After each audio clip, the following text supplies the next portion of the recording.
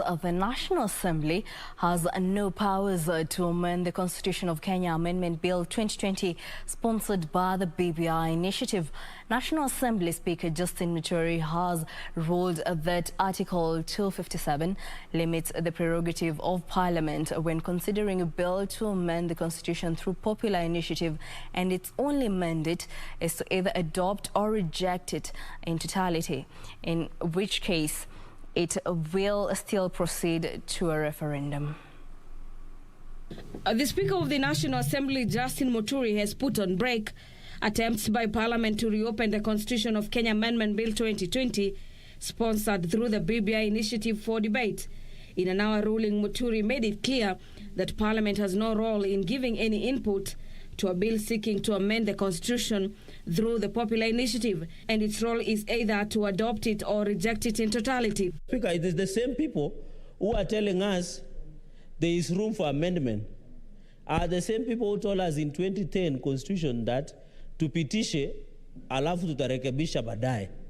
Now they are removing the same lie. And Mr. Speaker, we can't allow that to happen again.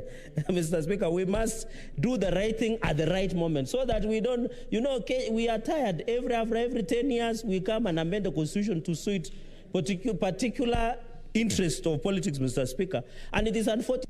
And as we amend this Constitution, Mr. Speaker, we must also address the issues that have confined certain regions to endemic poverty.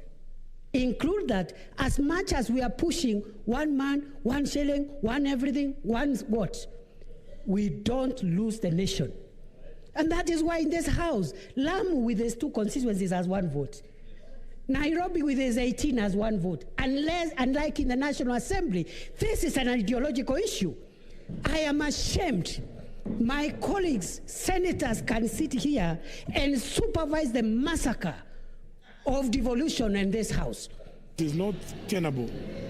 It is illogical to entertain a view that Parliament can amend it during its consideration.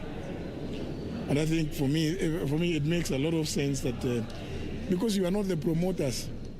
According to Muturi, challenging parts of the bill for offending the same constitution Kenyan seeks to amend would defy the logic behind the initiative. The promoters of a bill have convinced more than a million people, voters, to support it. And the bill is headed to the referendum. If you amend it at this point, do you then make it amenable to amendment, take it back to the county assemblies to go and, because you will have changed the text. You will have changed the intentions of the promoters. Muturi pouring cold water to claims that the bill was not a popular initiative driven by its promoters, but part of the executive, saying any registered voter or even the president is at liberty to drive the popular process pursuant to Article 257, subsection 1 of the Constitution. There are not very many constitutions that actually give their citizens power to amend their constitutions, but ours is a unique one. And even the comparisons we are having from America and from India, from South Africa, are not similar to ours. Ours is unique.